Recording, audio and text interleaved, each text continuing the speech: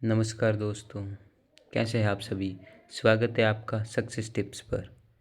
तो आज हम class 12th subject political science chapter first दो ध्रुवीयता का अंत के नोट्स दिखाने वाला हूं मैं। तो चलिए बिना किसी देरी के वीडियो को करते हैं शुरू। ये नोट्स निर्णय आईएएस के द्वारा दिए गए हैं। यूपीएससी लेवल के ये नोट्स है। इसे आप क्लास 12 की पॉलिटिकल साइंस में भी यूज कर सकते हैं। तो सबसे पहले हमारे सामने क्वेश्चन आता है शीत युद्ध। दो ध्रुवीयता का अंत में आता है शीत युद्ध, जिसकी डेफिनेशन आपको एग्जाम में लघुरात्मक क्वेश्चन में पूछी जा सकती है। तो इसकी डेफिनेशन क्या होगी, इसकी परिभाषा। तो चलिए शुरू करते हैं। सो इजी परिभाषा इस नोट्स के अंदर लिखी गई है। अगर आपने यही नोट्स पढ़े तो आप 90 अबव परसेंटेज 12th एग्जाम में ला सकते हैं। तो देखते हैं इसकी डेफिनेशन। दो देशों के बीच तनाव की ऐसी स्थिति है जिसमें प्रत्येक पक्ष खुद को मजबूत करने और दूसरों को कमज़ोर करने के लिए नीतियाँ अपनाता है, लेकिन इससे सीधे तौर पर कोई वास्तविक युद्ध नहीं होता। शीत युद्ध का मुख्य उद्देश्य यही है कि दो देशों के मध्य युद्ध की स्थिति तो बनी रहती है, लेकिन युद्ध होता नहीं है। शीत युद्ध होने के कारण क्या हो सकते हैं, तो आपके एग्जाम में ये भी क्वेश्चन आ सकता है कि शीत युद्ध होने के कारण क्या है, बताइए। तो शीत युद्ध होने के कारण है द्वितीय विश्व युद्ध की समाप्ति होना। द्वितीय विश्व युद्ध कब हुआ, यह भी आपको टाइम पीरियड पूछा जा सकता है। तो time by second world war 1939 to 1945, 1939 से 1945 का पीरियड द्वितीय विश्व युद्ध का था, जिसकी समाप्ति के दौरान दो शक्तियाँ सामने आई, मित्र राष्ट्र व दूरी राष्ट्र। ये द्वितीय विश्व युद्ध के दौरान दो शक्तियाँ थी। इनके अंदर मित्र राष्ट्र के अंदर दो शक्तियाँ थी, अमेरिका और सोवियत संघ। ये वॉर की थी यूएसए और यूएसएसआर, जिसके अंदर अमेरिका के अंदर थे पश्चिमी यूरोप के देश व सोवियत संघ के अंदर थे पूर्वी यूरोप के देश। ये दो महाशक्तियों के बीच ये बट गए। युद्ध समाप्ति पर वैश्विक मंच पर दो शक्तियाँ का उदय हुआ जो मित्र राष्ट्र से संबंधित थी। आपने ये पढ़ लिया है। आगे बढ़ते हम। यूएसए व यूएसएसआर दोनों देश परमाणु शक्ति संपन्न होने के कारण ही अवरोध संतुलन बना रहा। दोनों के पास परमाणु शक्तियाँ थी, जिस कारण युद्ध में संतुलन बना रहा। लेकिन अगर किसी एक के पास ही परमाणु शक्तियाँ होती तो एक देश युद्ध जीत लेता, लेकिन दोनों के पास परमाणु शक्तियाँ थी। परमाणु शक्ति संपन्न देश थे, जिसमें युद्ध की तस्वीर ठंडी रही। आगे हम देखते हैं पश्चिमी और पूर्वी गठबंधन।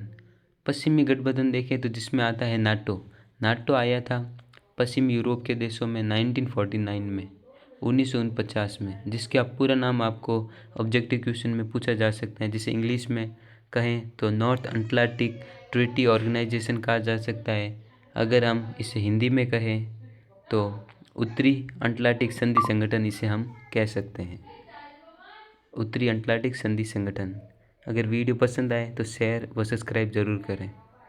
पूर्वी से गठबंधन देखें तो जिसके अंदर 1955 में वारसा पैक्ट आया था।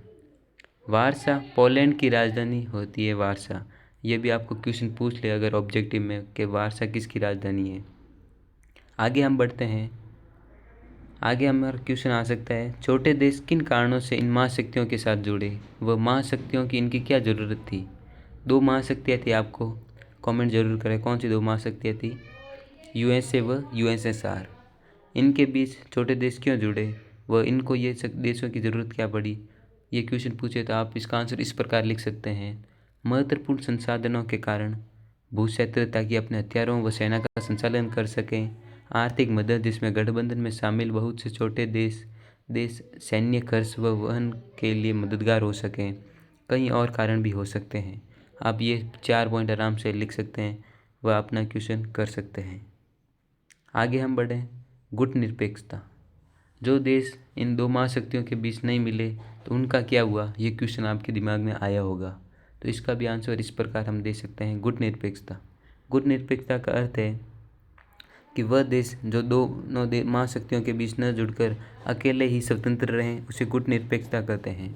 इसकी डेफिनेशन देखें तो शीत युद्ध के दौरान विकसित एक ऐसी विदेशी नीति जिसमें देश किसी भी महाशक्ति या गुट अमेरिका यूएसएसआर में शामिल न होकर स्वतंत्र निर्णय लें, उसे गुट निरपेक्षता कहते हैं, जिसमें शामिल देश हम देखें तो भारत, युगोस्लाविया, मिस्र, घाना व इंडोनेशिया हो सकते हैं।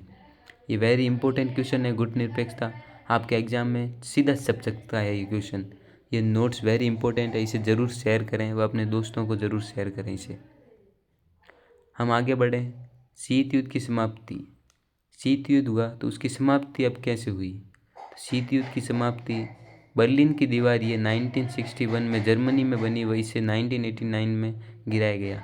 शीत युद्ध का सीधा कारण था बर्लिन की दीवार, जो कहाँ पर स्थित है? जर्मनी में, जो 1961 में बनी व 1989 में गिराई गई।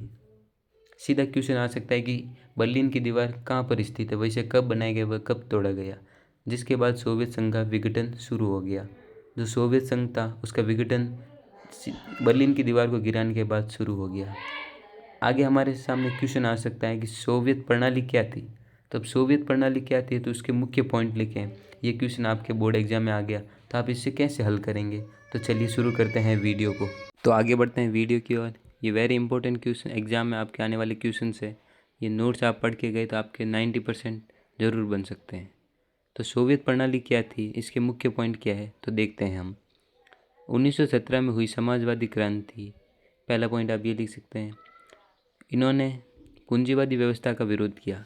जो सोवियत संघ था यूएसएसआर, तो इसने यूएसए अमेरिका की पूंजीवादी व्यवस्था को समाप्त किया। समतामूलक समाज की कल्पना की, निजी संपत्ति का विरोध किया व अर्थव्यवस्था पर पूरी तरह से राज्य का नियंत्रण शुरू किया। दूसरा पॉइंट आपके सामने ये है कि सोवियत संघ विकसित कैसे था।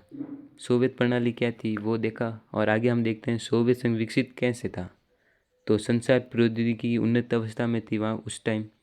ऊर्जा संसाधनों की भरपूर उपलब्धता थी, जैसे खनिज तेल, लोहा व मशीनरी। उद्योग उन्नत अवस्था में थे। आवागमन की उन्नत अवस्था थी। उपभोक्ता उद्योग उन्नत अवस्था में थे। पिन से लेकर कार तक सारी चीज़ें उस टाइम उपलब्ध थी। आप अब जो डेवलप देख रहे हैं उस टाइम भी वो डेवलप था। पिन से लेकर कार तक सारी सुविधा यूएसएसआर द्वारा उपलब्ध कराई जाती थी। तीसरा पॉइंट आपके सामने है सोवियत प्रणाली की कमियां। अब विकास कैसे हुआ ये तो हमने लिख दिया, लेकिन अब इसकी कमियां भी क्या होगी वो भी हम देखते हैं। सोवियत प्रणाली की कमियां, तो इसके पॉइंट मुख्य ये लिख सकते हैं, नौकरशाही का शिकंजा। पहला पॉइंट ये लिख सकते हैं, नौकरशाही का शिकंजा। दूसरा पॉइंट आपके सामने है कम्युनिस्ट सरकार का बनना व सभी संस्थाओं पर अंकुश। यूएसएसआर 15 राज्यों गणराज्यों से मिलकर बना, जिन पर रूस का प्रभुत्व था। अगर कोई एक राज्य 15 राज्यों से गणराज्यों से मिलकर बनेगा तो उन 15 गणराज्यों की संस्कृति का समाप्त होना निश्चित ही है। रूस द्वारा अपनी संस्कृति का उन पर दबाव लगाकर लागू कराना, ये पॉइंट आप लिख सकते हैं। प्रणाली की कमियां ये भी हो सकती है। और हथियारों की होड़, चौथा पॉइंट, 1970 के दशक तक सोवियत प्रणाली ठहर गई। ये कमी आई जिस कारण से 1970 दशक तक सोवियत प्रणाली ठहर गई। आगे हम देखें गोर्बाचेव और सोवियत संघ का विघटन। गोर्बाचेव क्या था वह सोवियत संघ का विघटन कैसे हुआ? तो इसके मुख्य पॉइंट ये हैं कि हमारे सामने 1980 के दशक के मध्य सोवियत संघ के कम्युनिस्ट पार्टी के महासचिव मिखाइल गोर्बाचेव बने। तो ये क्वेश्चन आपका पक्का एग्जाम में छिप सकता है कि मिखाइल गोर्बाचेव कौन थे या कम्युनिस्ट पार्टी के महासचिव किन्हें बनाया गया, वह कम्युनिस्ट पार्टी कब बनी, कैसे भी क्वेश्चन आपके बोर्ड एग्जाम में आ सकते हैं। तो आप ये नोट्स ज़रूर देख के जाएं। इसका आगे का पॉइंट ये हो सकता है कि इसने आर्थिक राजनीतिक व सुधार की मांग की, जिससे जनता द्वारा विरोध शुरू हुआ व जगह जगह देशों में सरकारें गिरने लगी व लोकतांत्रिक प्रक्रिया शुरू हुई। ये मुख्य कारण है सोवियत संघ के विघटन के, जिसमें मिखाइल गोर्बाचेव बने कम्युनिस्ट पार्टी के महासचिव। आगे हम देखते हैं सोवियत संघ का विघटन क्यों हुआ। अब विघटन हो गया लेकिन क्यों हुआ, ये क्वेश्चन आपके सामने आए तो आप इसके ये मुख्य पॉइंट लिख सकते हैं, वह एग्जाम में करके आ सकते हैं। तो इसके मुख्य पॉइंट ये हैं कि जनता की आकांक्षा पूरी न कर पाने का मुख्य कारण ये हो सकता है राजनीतिक व सामाजिक संस्थाओं कमज़ोर हो गई। जनता की आकांक्षाएं पूरी नहीं हुई, राजनीतिक संस्थाएं कमज़ोर हो गई, संसाधनों का अभाव आ गया, राज्य के खर्च में बढ़ोतरी व खाद्यान्न में कमियां आ गई, भ्रष्टाचार करप्शन बढ़ गया, राष्ट्रवादी और संप्रभुता की इच्छाएं तत्कालीन कारण बनी। तत्कालीन कारण बनी राष्ट्रवादी और संप्रभुता की इच्छाएं। आगे हम देखें कि विघटन के परिणाम क्या हुए। अब विघटन तो हो गया, लेकिन इसके परिणाम क्या निकले, तो वो अगला पॉइंट है अपने, जिसके अंदर आप 3 मुख्य पॉइंट लिख सकते हैं। यूएसएसआर के दौरान रूस, विघटन किस में हुआ था? सोवियत संघ। सोवियत संघ कहाँ है? रूस में। तो इसका पहला पॉइंट लिख सकते हैं, दूसरी दुनिया के देशों का पतन हो गया। पहली दुनिया थी अमेरिका, व दूसरी दुनिया पूछे तो वो थी यूएसएसआर। शीत युद्ध का समाप्त होना, हथियारों की होड़ का खत्म होना, व किसी एक देश का हार जाना, ये मुख्य पॉइंट हो सकता है। अगर दूसरा पॉइंट आप लिख सकते हैं, विश्व राजनीति में शक्ति संबंध बदले। एक ही महाशक्ति का उदय होना, जो थी अमेरिका, विश्व के मुख्य केंद्र के रूप में अमेरिका का उभरा। तीसरा पॉइंट लिखें तो सोवियत खेमे में स्वतंत्र देश। अब जो सोवियत खेमा था अमेरिका, उसके अंदर स्वतंत्र देश। अगला पॉइंट हमारे सामने, समाजवादी शासन के बाद शॉक थेरेपी। ये मुख्य वेरी वेरी इंपॉर्टेंट आप कह सकते हैं, तो ये है शॉक थेरेपी। शॉक थेरेपी क्या है, इसके परिणाम क्या हुआ है, इसका पतन कैसे हुआ, सब जानेंगे इस नोट्स के अंदर। तो शॉक थेरेपी थी समाजवादी सत्तावादी, संस्मरण का दौर, व लोकतंत्र व पूंजीवादी। पूंजीवादी कौन थे? अमेरिका। व समाजवादी थे यूएसएसआर। तो इनके बीच परिवर्तन कैसे हुआ, शॉक थेरेपी कैसे आई, सब जानेंगे। इसे शॉक थेरेपी आईएमएफ व डब्ल्यूबी द्वारा कहा गया, जिसका अर्थ है आघात से उपचार। आईएमएफ व डब्ल्यूबी ये बैंक संस्थाएं हैं जिनके द्वारा शॉक थेरेपी का सबसे पहले उपयोग किया गया। पूंजीवादी व्यवस्था की तरह मुड़ने के लिए राज्य की संपदा का निजीकरण किया गया। जो राज्य की सारी संपदा थी उसका प्राइवेट सेक्टर में मिला लिया गया, निजीकरण कर दिया गया। ये देखिए आप नोट्स के अंदर, वेरी मोस्ट इम्पोर्टेंट नोट्स है ये। अगर आप ये पढ़ के गए तो आप 90 अबव परसेंटेज ला सकते हैं। अर्थव्यवस्था के विकास के लिए मुक्त बाजार की नीति अपनाई गई, जिसमें व्यवसायों का निजीकरण किया गया। जिस टाइम मुक्त बाजार की नीति अपनाई गई तो उसमें व्यवसायों का निजीकरण प्राइवेट सेक्टर में शामिल किए गए। वित्तीय नियम, खुलापन, मुद्रा व आपसी परिवर्तन, मुद्राएं का भी आपसी परिवर्तन किया गया। अब हमारे सामने आगे पॉइंट आता है कि शॉक थेरेपी के परिणाम क्या निकले। शॉक थेरेपी आगे, लेकिन इसके परिणाम क्या थे? तो शॉक थेरेपी के परिणाम थे जनता की आकांक्षाओं का पूरा न होना, अर्थव्यवस्था का कमज़ोर होना, राजनीतिक ढांचे का चरमरा जाना, मतलब बिखर जाना। इससे इतिहास की सबसे बड़ी गहरा सेल, तो इतिहास की सबसे बड़ी गहरा सेल किसे कहा जा सकता है? तो वो है शॉक थेरेपी। रूसी मुद्रा में गिरावट, रूबल। आपका ऑब्जेक्टिव क्वेश्चन आ सकता है कि रूसी मुद्रा कौन सी थी, वो यूरोपीय मुद्रा कौन सी थी? तो यूरोपीय मुद्रा थी यूरो, व रूसी मुद्रा कहें तो वो थी रूबल। ये वेरी मोस्ट इम्पोर्टेंट है, ऑब्जेक्टिव क्वेश्चन आपके सीधा एग्जाम बोर्ड में पूछा जा सकता है कि रूसी मुद्रा का नाम बताइए। तो रूसी मुद्रा ऑप्शन दे दिया आपको अलग अलग, तो रूबल को आप चूज कर सकते हैं। आगे हम बढ़ें। आगे हमें बताया गया है कि पूर्वी देश व भारत के संबंध कैसे थे। पूर्वी देश कौन से थे? जो सोवियत संघ के थे, जो रूस के अंदर आते थे पूर्वी देश, और उनके भारत के साथ कैसे संबंध थे। तो उसके बारे में अगर आपको क्वेश्चन पूछे तो उसके आप ये 4 मुख्य पॉइंट लिख सकते हैं। भारत और सोवियत संघ के संबंध बहुत ही मजबूत व रणनीतिक और मैत्रीपूर्ण थे।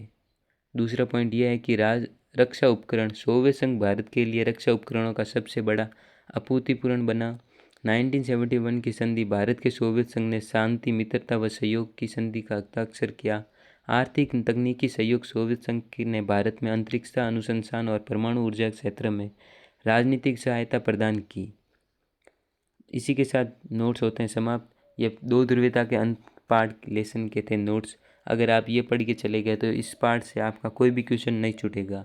Thank you. इसी के साथ वीडियो करते समाप्त। अगर आपको ये वीडियो पसंद आई हो तो लाइक, सब्सक्राइब व शेयर ज़रूर करें। हमारे 100 सब्सक्राइब होने वाले हैं, तो आप हमें सपोर्ट ज़रूर करें। धन्यवाद।